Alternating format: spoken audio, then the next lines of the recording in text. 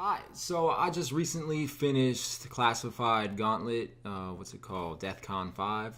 It's a nice pun. I appreciate it. But this one was pretty good. I think any of them are better than the Voyage of Despair one. That one was pretty fucking hard. This one, I feel like X Zombies or whatever the fuck it's called, the one before this, the Coliseum one, was a lot harder because they bombard you with zombies. But it's just such an easier map. This map, Classified, is a hard fucking map, and I feel like they kind of definitely accounted for that in making the challenges less difficult than they were tedious. Like, a lot of these things were like, you have to use 10 unique teleporters, buy 5 unique wall buys, that kind of stuff that's just so tedious. Like, if you were doing this with a squad, you had like a whole bunch of people, you could literally fly through this. Stuff like using 10 unique teleporters, just hold a zombie. Stuff like don't take damage. Stuff like use the RK7. You guys could easily just camp and get that shit. It's a lot more, what's the word, multiplayer oriented when you're playing zombies in Gauntlet. I've noticed. You can still, obviously, if you're good enough, like me, as you can see, I'm on my way to completing this. But you can still do it solo, I think, if you're good enough.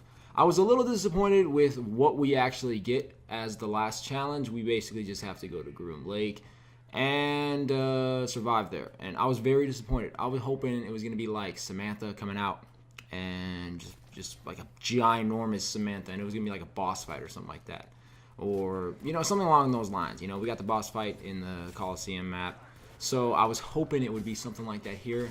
That was not the case. I'm very upset. I'm disappointed. Treyarch, expect the letter within 3 to 4 business days, and you're going to be seeing my grievances of this. You know what I mean?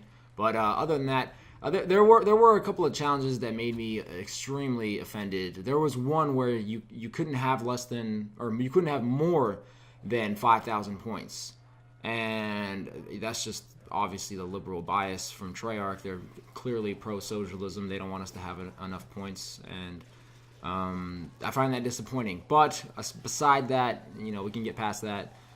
Some of the other challenges were relatively easy. Like I've said, they were more so on the tedious side. But I mean, if you can't survive in Groom Lake, just really stop playing. You're not going to cut out to be a good zombies player. I do apologize in the sense that I don't apologize because, hey, I'm just sorry, man. You're not gonna get it. But yeah, no, this was pretty cool. It was a decent one. You know what I mean? It was like I said, I'm excited to see what they do for Blood of the Dead. Okay, that's technically my favorite map. It's got the OG 4. Actually, it's not the OG 4, the Primus 4, but they sound better, especially Takeo. Takeo is cancer on a stick of AIDS in this game when he's from World War I or II, whichever war, Vietnam, all that stuff. But yeah, no, this was a pretty good map. Thank you, Treyarch. I love you. But yeah, hey, make sure to subscribe, guys. Do that. Dislike as well. And also, let's go with fluctuate gas prices that are fluctuating.